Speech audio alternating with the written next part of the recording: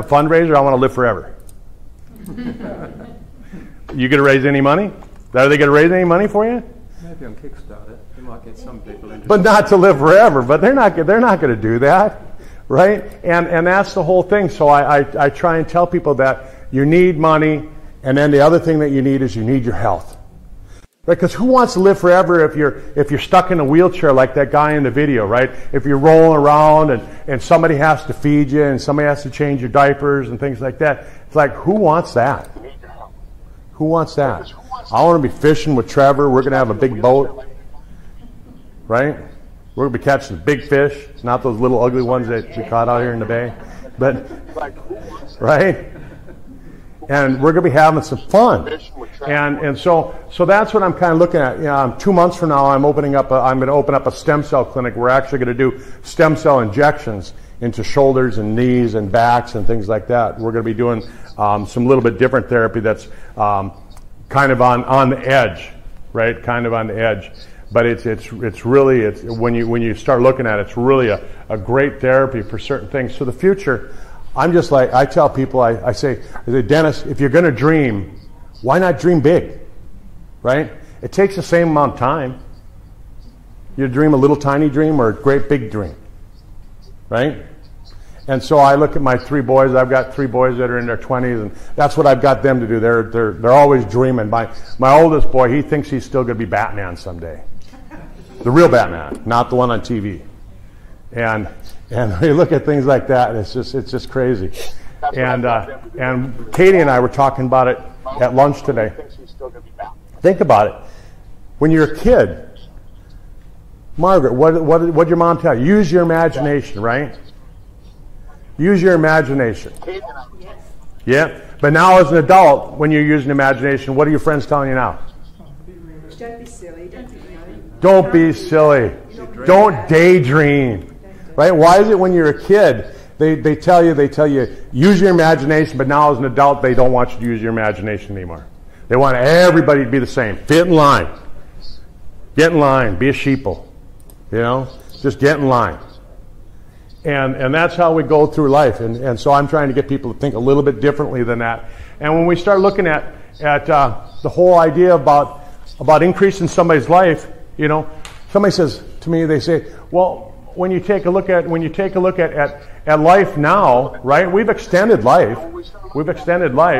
People are living longer. But this over here, the red, the years of being diseased, is what we've extended, right? So the ideal outcome is that we're going to extend somebody's life, but we're going to shorten up the disease years, right? Wouldn't it be nice if all of a sudden you're finding that you're healthy, you're playing tennis, you're playing golf, you're fishing, you're traveling the world, and one day you wake up and you go, yeah, I'm a little tired today. I think next week's it. Wouldn't that be a cool way of going through it? And all of a sudden, you know, this ideal situation, the years of death are slower, but what we're seeing is something more like this. This is what people are imagining.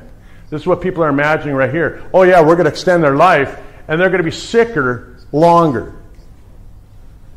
And so that's what I'm trying to, as I'm going around the country, up in the States, and I'm teaching people this. The reason that I'm down here is maybe get you to think about what can you do to make it so it's more like this situation. And so, anybody have a plasma TV? Right? You ever throw a brick at it? Right? Why not? You're going to bust the screen, right? And I don't care how expensive a plasma TV you got, it's not going to repair itself, is it? Not going to do it. Dennis, you ever broke your arm? Broke a bone? You did? Did it heal up? Yeah. So you look at the human body, and the human body has the amazing ability that it can heal itself up. And so when we start looking at things like that, we got to start looking at things like, I like old cars. I like to work on old cars. And you take an old rusty rust bucket like this and you fix it up. But what if you would have taken care of it from the day one? What if you had a way that you knew that if you waxed that car and you changed the oil like your dad told you to, That thing would last forever. I mean, how many people here, you all have cars, right? Okay. Did you ever just drive your car to see what would happen if you didn't change the oil? No. Why not? John, why not? I use oil. Right? That helps a lot. Because you didn't want to look stupid to your dad, too, because your dad would have kicked your butt because he taught you that you change the oil. He did. And another thing he taught us to do was put the oil on the wooden fence in Dandenong, and that fence lived from 1955 to 1995, and I brought it down, the palers are still good. It's still good. There you go. Yeah, with old oil out of the Vanguard, an old Vanguard. So you can keep your car looking like this versus looking like this. I just fixed up a 1955 Studebaker, if anybody knows what a Studebaker is. Yeah. But I just fixed up a 1955 Studebaker. I'm going to put it on the road. It was last licensed in 1965. It sat in a barn for 20 years. My dad picked it up. It sat in another barn for 30 years. I pulled it out of the barn after sitting around for 50 years. And I've got the thing on the road, and it looks pretty darn good. Right? Wouldn't you say it looks pretty good? It's going to be a fun car to drive. I put a different motor in it, so it's going to be pretty hot. It's going to be fast to drive. Go ahead and hit the next slide.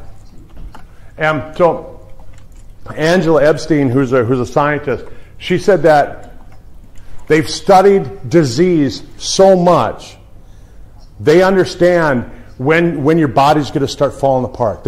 Each organ, they can understand it. And so when we start looking at it, the brain and the nervous system, right? We can see that at the age of 20, the neurons start to decline. At the age of 20. Right? No wonder at the age of 50 you got Sometimers disease, right? Not Alzheimer's, just Sometimers. You're forgetting some things, right? But they're finding that teeth are so important to your brain. Right? That if you're not chewing your food, if you lose your teeth, chances are it's not going to be very long and you're going to have dementia. Right? The teeth are related to your dementia. Right? And so really important that you take care of that. When you take a look at the skeletal muscles and the bones start to fall apart. By the age of 40, you're losing 0.5 to 2% of your muscle mass every single year. What would you think if all of a sudden a product came along that could help you build that muscle mass back? 60 years old, you don't have to go to the gym, but you can build muscle. Who'd want something like that? Right? Do you know other people that want something like that? You're dang right. That's why the National Institutes of Aging funded $21 million worth of research into developing a product that'll make your body build muscle. It's really cool when you start looking at it. You look at the digestive system, and I think the digestive system is so strong. I was at an anti-aging seminar down in Orlando, Florida last April, and they were talking about how the healthy bacteria in your gut are so important that the bacteria actually decide what mood you're going to have for that day. Right? So if your spouse is having a bad day, you should start thinking, what's wrong with your gut? Right? Would you ever ask that? Would you ever ask your spouse that? Not before, but now I know that. Now you know you would. You say, I need to make you something else to eat today. But it's so important. And all these chemicals that are in our food, right? And it's no different down here than it is up there. When I was flying down, I was talking to a guy from New Zealand, and I was always taught as a doctor that the best beef you could get came from New Zealand. They had the strictest cattle laws. They didn't allow any antibiotics. They didn't allow any hormones, anything like that. And I'm talking to this guy. He said, oh, yeah, that changed about 20 years ago. The beef from New Zealand is just as bad as the beef from Argentina, just as bad as the beef from the United States. It's all loaded with chemicals. It's all coming out of feedlots where they're walking around in manure pits that are 20 feet deep. Like, what's wrong with us? Why would we eat meat that's walking around and that kind of stuff, right? No wonder so many people are going vegan. They see that kind of stuff happening. And so that destroys the gut, it destroys the liver, and that's so important. We start looking at our lungs, right? At the age of 40, the cartilage and the muscles in your chest, it's gotten so hard that you can't take a deep breath in. Remember when you were 10 years old and you'd be with your buddies and you'd try and take that deep breath in? You remember that? And you do that with your friends? You ever do that? Yeah. Try and do it now. You'll pass out, right? Because you can't suck that air in. You start looking at the heart. Cardiovascular disease. After World War I, all these American doctors were over in Europe helping, doing stuff in the war effort back in World War I, and they learned about this German machine, this EKG machine. And they brought it back to the States, and it wasn't the FDA then, but whatever agency it was of the government that said, hey, we got to see if this stuff really works. It took them 5 years to find enough people with heart disease to actually approve the EKG machine. 5 years. How long would it take today? 5 minutes. They could test all of us here. Well, maybe not us because most of us take good products, but you could go out there in the hallway and you could probably in 5 minutes, you could find enough people to prove the EKG machine works. Right? And so our heart starts to fall apart, and now 20-year-olds are having heart disease. Right? The kidneys. Wow. I mean, the kidneys are so important. And it balances the pH in your body. We've all heard of people saying, oh, this alkaline water is so good for you, and you want to have the alkaline, you want to have the right acid, and you want to have this, you want to have that. Your kidneys maintain this acid-alkaline balance all the time. If it gets out of whack, right? You drink 1 can of soda. We call it soda up there. I don't know, what do you guys call it down here? Pop? Fizzy water. Fizzy water? Soft drink. Soft drink? Yeah. So you drink a soft drink, right? And do you know how many, 1 12-ounce can, do you know how much water, pH balanced water you have to drink to balance out 1 soft drink? 30. 30 glasses of water to balance out 1 soft drink. Holy cow, no wonder so much of us are sick. We have kidney disease. Kidney disease is one of the top 10 killers up in the States. Crazy. And we sell so much soda now, it's just amazing. And I don't know if you guys do the same thing here, but it is a big seller because of that. People are just addicted to it. Your skin, right? And we talk about anti-aging. Most people are like, I already use a skincare product, right? That's what they think of right away. They think of how they look. You look at the hair, right? And your hair, it starts to break down. And most of these shampoos that we have with sodium lauryl sulfate in them, so all these chemicals, what it does is it changes the cycle. The hair has a growth and hibernation cycle, right? And when you have a shampoo and hair care products that don't have the right ingredients, they're made with toxins and things like that, it changes that, right? And it makes the hair so it starts going into a different growth cycle, and it's bad. And then you start to see people that their voice starts to change, right? So it's all predictable that we're seeing that things are happening. The vision starts to fall apart. Hearing starts to go, right? Taste and smell. And we're seeing that you can predict when this is going to happen. And so a linear thinking is basically this, is that we take a look at what's going on in the United States and we say, here's what they're doing. We come over here into Australia and we just say, well, here's what they're doing in the United States. Right? We go over to China and we go, here's what they're doing in the United States. Here's what they're doing in Australia. It must be working. Right? That's linear thinking. And so if you keep doing what you're doing, you're going to keep getting what you got, right? And all of a sudden people are sick here just like they are up in the States. And, I drive around and I see you guys have McDonald's just like we do. And just, you start looking at some of the stuff. But so when we start talking about what we're here for today, all of you are here listening to me talk on this, which means that you're thinking vertically, right? You're thinking with vertical change. You're saying, we're going to do something different. Right? And if you do something a little bit different, some of your friends are going to look at you a little bit weird, right? And they may not agree with you, right? When I told people that I was going to get into anti-aging medicine and I start learning about this product and that product and all that, most of my friends, they just like, they don't want to have anything to do with it. What's your flavor of the day today, they tell me. What are you selling? And I said, I'm not selling anything. But I'm going to show you some stuff, right? And now 20 years later, they're coming up and they're saying, well, how come you look younger than you did 20 years ago from 20 years ago, and we're not? How come we're falling asleep at 10 o'clock at night and you just seem to go and go and go? Katie and I are emailing at each other at 3 o'clock in the morning, right? Because she doesn't sleep either. But you got to start thinking with vertical thinking, and you start thinking that some people you know, why do they never seem to age, right? What's going on with them? Why don't they age? Why don't they look older? And so genetics plays a part with it. And genetics is like a 10 to 20%, right? But it's the environment that you're putting that genetics in. And some people, like, anybody here remember George Burns? Right? And so I remember when, did you ever watch Johnny Carson, the late night show? Okay, so it was a late night TV show up in America, and Johnny Carson was interviewing George Burns the year that he turned 100. And I remember watching this episode, and Johnny Carson asked George Burns, well, what's your secret? And George Burns said, I just don't listen to my doctors. As he had a big stogie in one hand and a martini in the other hand, right?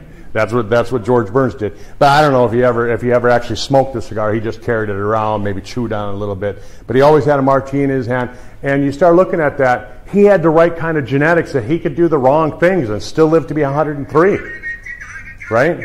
Most of us don't have those genetics. So we have to look at what can we do with our environment to make it so that we can live longer and healthier and change those kinds of things. Sugar is so bad for us. Sugar is one thing that it's actually a toxin. When you look at it, it affects every cell in your body, not in a good way.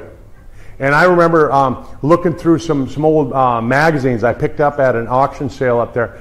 This farmer, he had big boxes of these old magazines from the 1950s and 1960s, and I was paging through them, and they had advertisements in there, and they showed the guy on the beach. You remember this ad? And it showed the big guy kicking sand in the face of the little guy. Remember that ad? And basically it said, eat more sugar. Right? If you go back and look, back in the early 1900s, the average person, I'm going to talk about America since that's where I'm from, the average American back in the early 1900s, we consumed 12 pounds of sugar a year. So about a pound a month. That was it. How much do you think we consume now? Pound a day was 144 pounds a year. So we took and we multiplied it that much. Right? 12 pounds a month. Holy cow. I mean, no wonder we're sick. No wonder we're all fat. Right? Because we're all eating all this stuff. And you start looking at it. Wheat, right? Wheat turns into sugar. Celery turns into sugar. Bread turns into sugar. And our bodies just weren't designed for that. So what happens is it affects everything. It affects, just throws everything out of whack. And again, you start looking at that stuff. It's no wonder that we're getting more sick. Right? We're living longer, but the price we pay right now is that because we're doing things wrong, we're not actually living any healthier.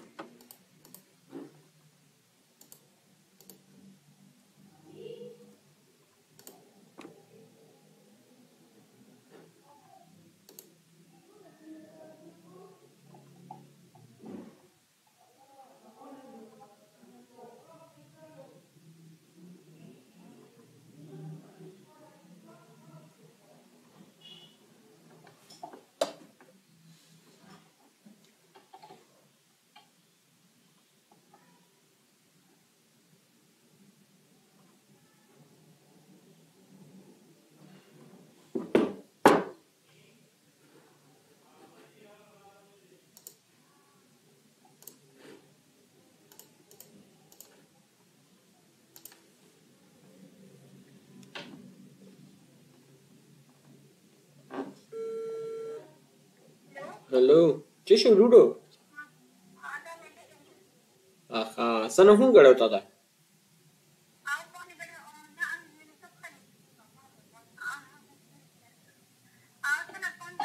चेलू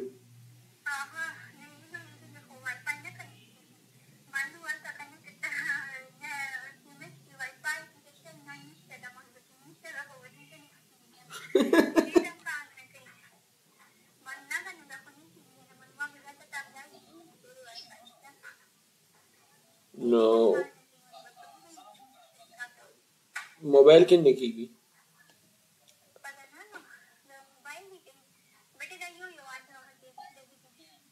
no सो net को laptop की नहीं की ना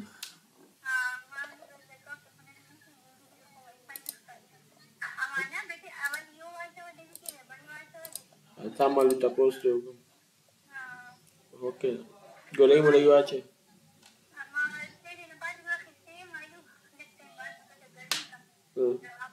ना ना